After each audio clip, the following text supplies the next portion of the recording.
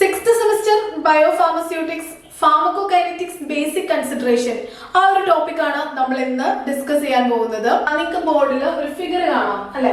ഇതാണ് plasma concentration time profile.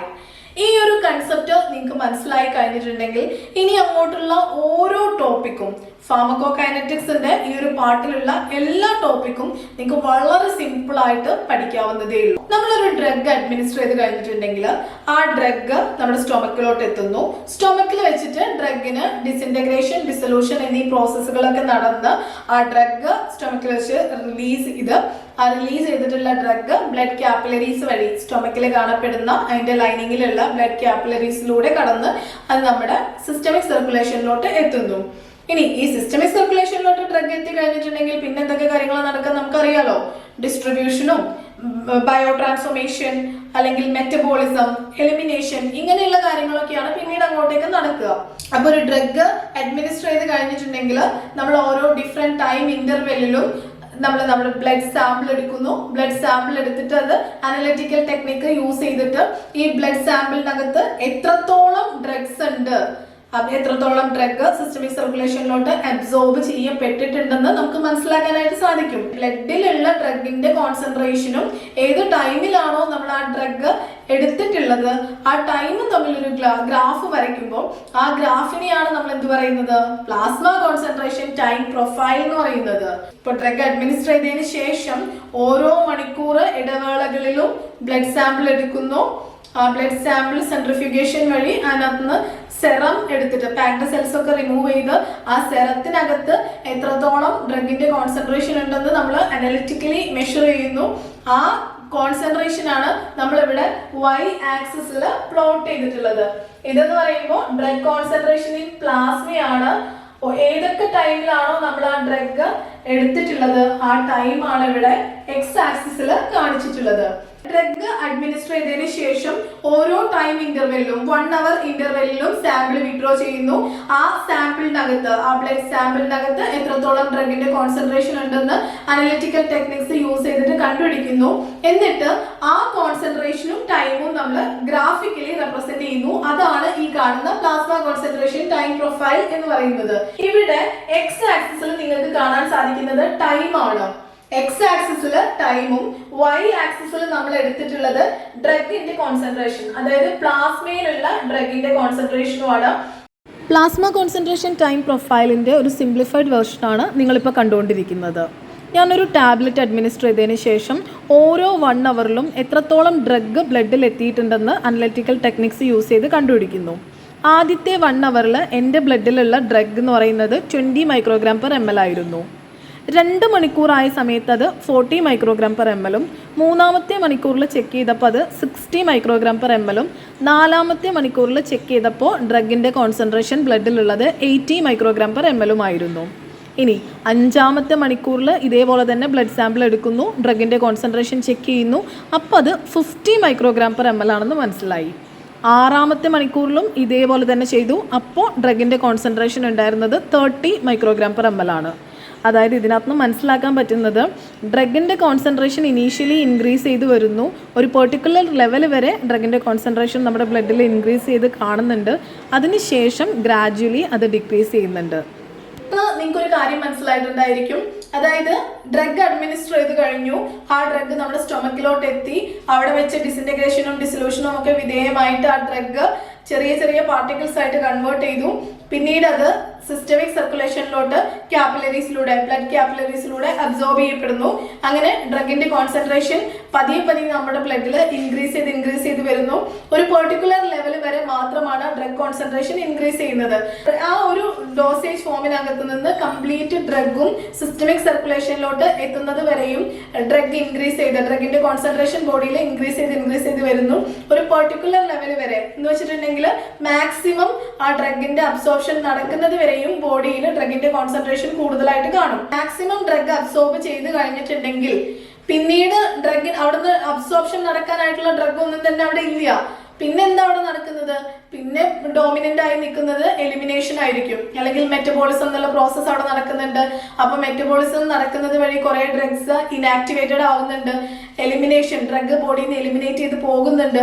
അപ്പൊ അതിന്റെയൊക്കെ ഭാഗമായിട്ട് ബ്ലഡില് ഡ്രഗിന്റെ കോൺസെൻട്രേഷൻ ഡിക്രീസ് ചെയ്യാൻ തുടങ്ങും. അപ്പോൾ അതാണ് ഇവിടെ കാണിച്ചിട്ടുള്ളത്. ടൈം ഇൻക്രീസ് ചെയ്യുന്നതിനനുസരിച്ച് പതിയെ പതിയെ ഡ്രഗിന്റെ കോൺസെൻട്രേഷൻ ഡിക്രീസ് ചെയ്യാനായിട്ട് തുടങ്ങുന്നു. കണ്ടോ? ഇനി ഈ ഒരു ഗ്രാഫ് നിങ്ങൾ നന്നായിട്ട് നോക്കിക്കോളൂ.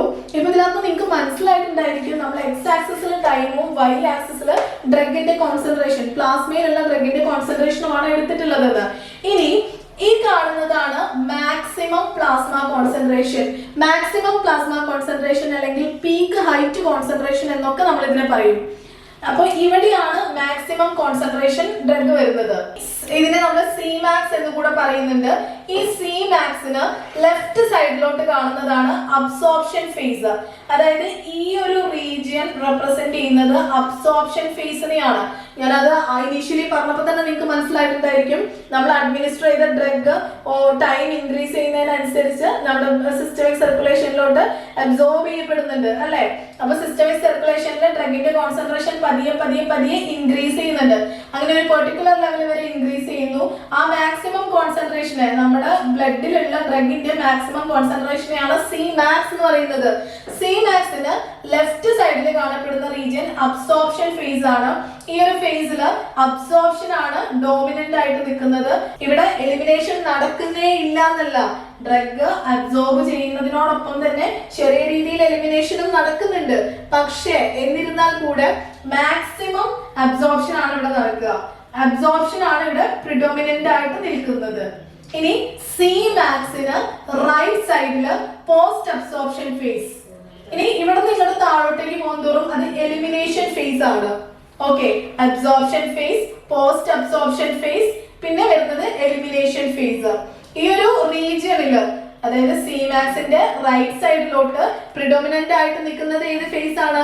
എലിമിനേഷൻ ഫേസ് ആണ്. അപ്പൊ ഈ ഒരു റീജിയണിൽ ഏറ്റവും കൂടുതൽ എലിമിനേഷൻ ആണ് നടക്കുക. എന്ന് വെച്ച് ഇവിടെ അബ്സോർപ്ഷൻ നടക്കുന്നില്ല എന്നല്ല, ചെറിയ രീതിയിലുള്ള അബ്സോർപ്ഷൻ നടക്കുന്നുണ്ടാവും. പക്ഷേ എങ്കിൽ കൂടെയും പ്രിഡോമിനന്റ് ആയിട്ട് നിൽക്കുന്നത് എലിമിനേഷൻ ആണ് ഈ ഒരു റീജിയണിൽ. ഇനി ഇവിടെ നമുക്ക് കുറച്ച് ടേംസ് നമുക്ക് പഠിക്കാനുണ്ട്. നിങ്ങൾ നോക്കിക്കോളൂ. Minimum effective concentration, maximum safe concentration. എന്താണ് മിനിമം എഫക്റ്റീവ് കോൺസെൻട്രേഷൻ? എന്താണ് maximum safe concentration? Minimum effective concentration എന്ന് പറഞ്ഞിട്ടുണ്ടെങ്കിൽ ഫാർമക്കോളജിക്കൽ ആക്ഷൻ അല്ലെങ്കിൽ തെറാപ്യൂട്ടിക് ആക്ഷൻ പ്രൊഡ്യൂസ് ചെയ്യുന്നതിന് ആവശ്യമായ മിനിമം കോൺസെൻട്രേഷനെയാണ് മിനിമം എഫക്റ്റീവ് കോൺസെൻട്രേഷൻ എന്ന് പറയുന്നത്. ഇനി മാക്സിമം സേഫ് കോൺസെൻട്രേഷന് മേലോട്ടേക്ക് ഡ്രഗിന്റെ കോൺസെൻട്രേഷൻ പോവുകയാണെന്നുണ്ടെങ്കിൽ അത് ടോക്സിക് ലെവലാണ്. ഒരു ഡ്രഗിന്റെ കോൺസെൻട്രേഷൻ മാക്സിമം സേഫ് കോൺസെൻട്രേഷന് മേലോട്ടേക്ക് പോവുകയാണെന്നുണ്ടെങ്കിൽ അത് ടോക്സിക് ലെവലാണ്. ഈ മാക്സിമം സേഫ് കോൺസെൻട്രേഷനും മിനിമം എഫക്റ്റീവ് കോൺസെൻട്രേഷനും ഇടയിലുള്ള ആ ഒരു റീജിയൻ, അതായത് ഇവിടെ നിന്ന് ഇങ്ങോട്ടുള്ള ഈ ഒരു റീജിയനെയാണ് തെറാപ്യൂട്ടിക് റേഞ്ച് എന്ന് പറയുന്നത്. മാക്സിമം സേഫ് കോൺസെൻട്രേഷനും മിനിമം എഫക്റ്റീവ് കോൺസെൻട്രേഷനും ഇടയിലുള്ള ഈ ഒരു റീജിയനെയാണ് നമ്മൾ എന്ത് പറയുന്നത്? തെറാപ്യൂട്ടിക് റേഞ്ച് എന്ന് പറയുന്നത്. മിനിമം എഫക്റ്റീവ് കോൺസെൻട്രേഷന് താഴെയാണ് ഡ്രഗിന്റെ കോൺസെൻട്രേഷൻ വരുന്നത് എന്നുണ്ടെങ്കിൽ അതെന്തായി? അത് സബ് തെറാപ്യൂട്ടിക് റേഞ്ച് ആയി. മിനിമം എഫക്റ്റീവ് കോൺസെൻട്രേഷനേക്കാൾ താഴെ, മിനിമം എഫക്റ്റീവ് കോൺസെൻട്രേഷൻ എന്ന് പറഞ്ഞിട്ടുണ്ടെങ്കിൽ തന്നെ ഡ്രഗിന്റെ ഫാർമക്കോളജിക്കൽ ആക്ഷൻ അല്ലെങ്കിൽ തെറാപ്യൂട്ടിക് ആക്ഷൻ പ്രൊഡ്യൂസ് ചെയ്യുന്നതിന് ആവശ്യമായ മിനിമം കോൺസെൻട്രേഷൻ ആണ്. അപ്പൊ അതിന്റെ താഴെ ഡ്രഗിന്റെ കോൺസെൻട്രേഷൻ വരിക എന്ന് പറഞ്ഞിട്ടുണ്ടെങ്കിൽ അതിനർത്ഥം എന്താ? അത് സബ് തെറാപ്യൂട്ടിക് ലെവലാണ്, സബ് തെറാപ്യൂട്ടിക് കോൺസെൻട്രേഷൻ ആണ്. തെറാപ്യൂട്ടിക് റേഞ്ച് എന്ന് പറഞ്ഞിട്ടുണ്ടെങ്കിൽ മിനിമം എഫക്റ്റീവ് കോൺസെൻട്രേഷനും മാക്സിമം സേഫ് കോൺസെൻട്രേഷനും ഇടയിലുള്ള ആ ഒരു പീരീഡ് ആണ്. മാക്സിമം സേഫ് കോൺസെൻട്രേഷന് മേലോട്ടേക്ക് ഡ്രഗിന്റെ കോൺസെൻട്രേഷൻ വരികയാണെന്നുണ്ടെങ്കിൽ അത് ടോക്സിക് ലെവലാണ്. ഇത്രയും കാര്യങ്ങൾ നിങ്ങൾ മനസ്സിലാക്കുക. ഇനി ഓൺസെറ്റ് ആക്ഷൻ എന്ന് പറയുന്നുണ്ട്. എന്താണ് ഓൺസെറ്റ് ആക്ഷൻ? ഫാർമക്കോളജിക്കൽ ആക്ഷൻ അല്ലെങ്കിൽ തെറാപ്യൂട്ടിക് ആക്ഷൻ പ്രൊഡ്യൂസ് ചെയ്യുന്ന ആ ഒരു പെർട്ടിക്കുലർ പോയിന്റിനെയാണ് ഓൺസെറ്റ് ആക്ഷൻ എന്ന് പറയുന്നത്. ഏത് ടൈമിലാണോ ഫാർമക്കോളജിക്കൽ ആക്ഷൻ പ്രൊഡ്യൂസ് ചെയ്യുന്നത് അല്ലെങ്കിൽ തെറാപ്യൂട്ടിക് ആക്ഷൻ കാണിക്കുന്നത്, ആ ഒരു ടൈമിനെയാണ് നമ്മൾ ഓൺസെറ്റ് ടൈം എന്ന് പറയുന്നത്. അപ്പോൾ onset of action, onset time. ഇനി ഇന്റൻസിറ്റി ഓഫ് ആക്ഷൻ എന്ന് പറയുന്നത് മാക്സിമം ഫാർമക്കോളജിക്കൽ റെസ്പോൺസിനെയാണ് റെപ്രസെന്റ് ചെയ്യുന്നത്. അപ്പൊ ഇവിടെ എന്താണ് മാക്സിമം ഫാർമക്കോളജിക്കൽ റെസ്പോൺസ് എന്ന് പറയുമ്പോൾ Cmax. അപ്പൊ ഇതാണ് ഇന്റൻസിറ്റി ഓഫ് ആക്ഷൻ. ഇനി ഡ്യൂറേഷൻ ഓഫ് ആക്ഷൻ എന്ന് പറയുന്നത്, ഡ്യൂറേഷൻ ഓഫ് ആക്ഷൻ എന്ന് പറഞ്ഞിട്ടുണ്ടെങ്കിൽ എത്രത്തോളം ടൈമിലാണോ മിനിമം എഫക്റ്റീവ് കോൺസെൻട്രേഷൻ നമ്മുടെ ബോഡിയിൽ മെയിൻറ്റെയിൻ ചെയ്യാനായിട്ട് സാധിക്കുന്നത്. ഇപ്പോൾ ഒരു ഡ്രഗ് അഡ്മിനിസ്റ്റർ ചെയ്ത് കഴിഞ്ഞിട്ടുണ്ടെങ്കിൽ എത്രത്തോളം ടൈം ആ drug minimum effective concentration retain ചെയ്യുന്നുണ്ട്, ആ ഒരു ടൈം പീരിയഡിനെയാണ് അതിന്റെ ഡ്യൂറേഷൻ ഓഫ് ആക്ഷൻ എന്ന് പറയുന്നത്. അപ്പോൾ നമ്മൾ ഇവിടെ കുറച്ച് pharmaco kinetic and pharmaco dynamic parameters discuss ചെയ്തു. അത് എന്തൊക്കെയായിരുന്നു? നമ്മൾ ആദ്യം Cmax കണ്ടു. Cmax എന്ന് പറഞ്ഞിട്ടുണ്ടെങ്കിൽ മാക്സിമം കോൺസെൻട്രേഷൻ ആണ്, പീക്ക് ഹൈറ്റ് കോൺസെൻട്രേഷൻ ആണ്. അതായത് നമ്മുടെ ബോഡിയിൽ, നമ്മുടെ പ്ലാസ്മയിലുള്ള ആ ഡ്രഗിന്റെ മാക്സിമം കോൺസെൻട്രേഷനെയാണ് Cmax എന്നുള്ളത് കൊണ്ട് റെപ്രസെന്റ് ചെയ്യുന്നത്. ഈ Cmaxന് കറസ്പോണ്ടിങ് ആയിട്ടുള്ള ടൈം, അതിനെയാണ് നമ്മൾ എന്ത് പറയുന്നത്? Tmax എന്ന് പറയുന്നത്. Cmaxന് കറസ്പോണ്ടിങ് ആയിട്ടുള്ള ടൈമാണ് Tmax. ഏത് ടൈമിലാണോ ആ ഡ്രഗിന്റെ കോൺസെൻട്രേഷൻ നമ്മുടെ ബോഡിയിൽ മാക്സിമം വരുന്നത്, ആ ഒരു ടൈമിനെയാണ് Tmax എന്ന് പറയുന്നത്. കാര്യം കൂടെ നിങ്ങൾ മനസ്സിലാക്കുക, ഈ Cmax എന്നുള്ള ഒരു പോയിന്റിൽ അബ്സോർപ്ഷനും എലിമിനേഷനും ഈക്വൽ ആയിരിക്കും. Cmaxന് ലെഫ്റ്റ് സൈഡിലോട്ട് അബ്സോർപ്ഷൻ ഫേസും Cmaxന് റൈറ്റ് സൈഡിലോട്ട് എലിമിനേഷൻ ഫേസും ആണ് ഉള്ളത്.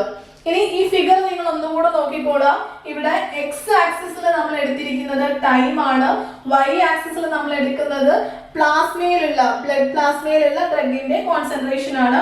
ഇനീഷ്യലി നമ്മൾ ഡ്രഗ് അഡ്മിനിസ്റ്റർ ചെയ്യുമ്പോൾ അബ്സോർപ്ഷൻ നടക്കുന്നു, ഡ്രഗിന്റെ കോൺസെൻട്രേഷൻ നമ്മുടെ പ്ലാസ്മയിൽ പതിയെ പതിയെ ഇൻക്രീസ് ചെയ്യുന്നു. അങ്ങനെ ഇൻക്രീസ് ചെയ്ത് അബ്സോർപ്ഷൻ ആണ് ഇവിടെ കൂടുതലായിട്ട് നടക്കുന്നത്. എലിമിനേഷൻ നടക്കുന്നുണ്ട് എങ്കിൽ കൂടിയും ഡോമിനന്റ് ആയിട്ട് നിൽക്കുന്നത് അബ്സോർപ്ഷൻ ആണ്. അങ്ങനെ അബ്സോർപ്ഷൻ നടക്കുന്നു, അതൊരു മാക്സിമം ലെവൽ വരെ എത്തുന്നു. പിന്നീട് മാക്സിമം ഡ്രഗ് അബ്സോർബ് ചെയ്ത് കഴിഞ്ഞിട്ടുണ്ടെങ്കിൽ പിന്നീട് അവിടെ അബ്സോർബ് ചെയ്യാൻ ഡ്രഗ് ഒന്നുമില്ല, അപ്പൊ അബ്സോർപ്ഷൻ ഫേസ് കംപ്ലീറ്റ് ആയി. പിന്നെ അവിടെ ഡോമിനന്റ് ആയി നിൽക്കുന്നത് എലിമിനേഷൻ ഫേസ് ആയിരിക്കും. ഇത് കണ്ടോ, ഇത് പോസ്റ്റ് അബ്സോർപ്ഷൻ ഫേസ് ആണ്.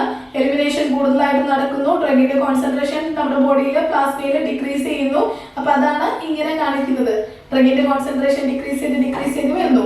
ഓക്കെ, അപ്പൊ ഇത് അബ്സോർപ്ഷൻ ഫേസും ഈ കാണുന്നത് Cmaxന് ലെഫ്റ്റ് സൈഡിൽ കാണുന്നത് അബ്സോർപ്ഷൻ ഫേസും റൈറ്റ് സൈഡിൽ ഡോമിനന്റ് ആയി നിൽക്കുന്നത് എലിമിനേഷൻ ഫേസും ആണ്.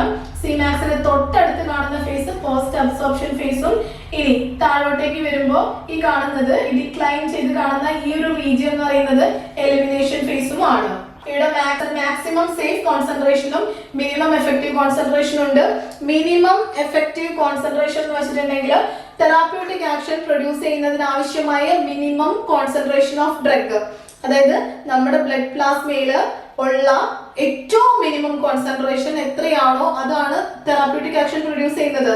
അങ്ങനെയാണെങ്കിൽ ആ ഒരു കോൺസെൻട്രേഷനാണ് നമ്മൾ പറയുന്നത് മിനിമം എഫക്റ്റീവ് കോൺസെൻട്രേഷൻ എന്ന് പറയുന്നത്. തെറാപ്യൂട്ടിക് ആക്ഷൻ പ്രൊഡ്യൂസ് ചെയ്യുന്നതിന് ആവശ്യമായ ഏറ്റവും മിനിമം കോൺസെൻട്രേഷൻ, അതാണ് മിനിമം എഫക്റ്റീവ് കോൺസെൻട്രേഷൻ എന്ന് പറയുന്നത്. ഇനി മാക്സിമം സേഫ് കോൺസെൻട്രേഷന് മേലോട്ടേക്ക് ഡ്രഗിന്റെ കോൺസെൻട്രേഷൻ പോവുകയാണെന്നുണ്ടെങ്കിൽ അത് ടോക്സിക് ലെവലാണ്. അപ്പോ Cmax എന്ന് പറയുന്നത് എല്ലായ്പ്പോഴും മാക്സിമം സേഫ് കോൺസെൻട്രേഷന്റെ താഴെ ആയിരിക്കണം വരേണ്ടത്. അങ്ങനെയാവുമ്പോഴാണ് മാക്സിമം സേഫ് കോൺസെൻട്രേഷനും മിനിമം എഫക്റ്റീവ് കോൺസെൻട്രേഷനും ഇടയിലുള്ള ഈ ഒരു പീരിയഡിനെയാണ് നമ്മൾ തെറാപ്യൂട്ടിക് റേഞ്ച് എന്ന് പറയുന്നത്. അപ്പൊ ഈ തെറാപ്യൂട്ടിക് റേഞ്ചിലാണ് എല്ലായ്പ്പോഴും Cmax വരേണ്ടത്. ഇനി Cmax മേലെ വന്നു, മാക്സിമം സേഫ് കോൺസെൻട്രേഷന് മേലെയാണ് വന്നത് എന്നുണ്ടെങ്കിൽ അത് ടോക്സിക് ലെവലും, മിനിമം സേഫ് കോൺസെൻട്രേഷന് മിനിമം എഫക്റ്റീവ് കോൺസെൻട്രേഷന് താഴെയാണ് Cmax വരുന്നത് എന്നുണ്ടെങ്കിൽ അതിനർത്ഥം എന്താ? ആ ഡ്രഗ് സബ് തെറാപ്യൂട്ടിക് റീജിയനിലാണ്, അതായത് അതിന്റെ തെറാപ്യൂട്ടിക് എഫക്റ്റ് വേണ്ടത്ര ഇല്ല, കുറവാണ് എന്നുള്ളതാണ് അതിനർത്ഥം. Intensity of action, onset action, onset time, area under the curve. Area under the curve എന്ന് പറയുമ്പോൾ ഇതാ നിങ്ങൾ ഈ കാണുന്ന പ്ലാസ്മ കോൺസെൻട്രേഷൻ ടൈം പ്രൊഫൈലിലെ ഈ ഒരു കർവില്ലേ, ഈ കർവിലുള്ള ടോട്ടൽ ഇന്റഗ്രേറ്റഡ് ഏരിയനെയാണ് നമ്മൾ ഏരിയ അണ്ടർ ദ കർവ് എന്ന് പറയുന്നത്. അതായത് ഒരു ഡ്രഗ് അഡ്മിനിസ്റ്റർ ചെയ്തതിനു ശേഷം എത്രത്തോളം ഡ്രഗ് ആണോ നമ്മുടെ സിസ്റ്റമിക് സർക്കുലേഷനിലോട്ട് എത്തുന്നത് അതിനെയാണ് ഏരിയ അണ്ടർ ദ കർവ് എന്നുള്ളത് കൊണ്ട് ഉദ്ദേശിക്കുന്നത്. ഇപ്പൊ ഇതിനകത്ത് പറഞ്ഞിട്ടുള്ള ഒരുവിധം പോയിന്റ്സ് എല്ലാം നമ്മൾ പറഞ്ഞു. ഇനി ഇവിടെ നിങ്ങൾക്ക് ഒരു തെറാപ്യൂട്ടിക് ഇൻഡെക്സ് എന്നുള്ളത് കാണാം. തെറാപ്യൂട്ടിക് ഇൻഡെക്സ് എന്ന് പറഞ്ഞിട്ടുണ്ടെങ്കിൽ maximum safe concentration divided by minimum effective concentration. ഈ ഒരു റേഷ്യോനെയാണ് തെറാപ്യൂട്ടിക് ഇൻഡെക്സ് എന്ന് പറയുന്നത്. ഓക്കെ, അപ്പോൾ ഇത്രയും കാര്യങ്ങളാണ് നിങ്ങൾ ഒരു ഇൻട്രൊഡക്ഷൻ എന്നുള്ള രീതിയിൽ ബേസിക് ആയിട്ടുള്ള കാര്യങ്ങൾ നിങ്ങൾ മനസ്സിലാക്കേണ്ടത്. ഇനി അങ്ങോട്ടേക്ക് നമുക്ക് ഏറ്റവും കൂടുതൽ ആവശ്യമുള്ള ഒരു കൺസെപ്റ്റ് ആണ് പ്ലാസ്മ കോൺസെൻട്രേഷൻ ടൈം പ്രൊഫൈൽ എന്ന് പറയുന്നത്. ഇത് നിങ്ങൾക്ക് മനസ്സിലായെന്ന് ഞാൻ കരുതുന്നു. എന്തെങ്കിലും ഡൗട്ട് ഉണ്ടെങ്കിൽ നിങ്ങൾക്ക് താഴെ കമന്റ് ബോക്സിൽ ചോദിക്കാവുന്നതാണ്. Thank U.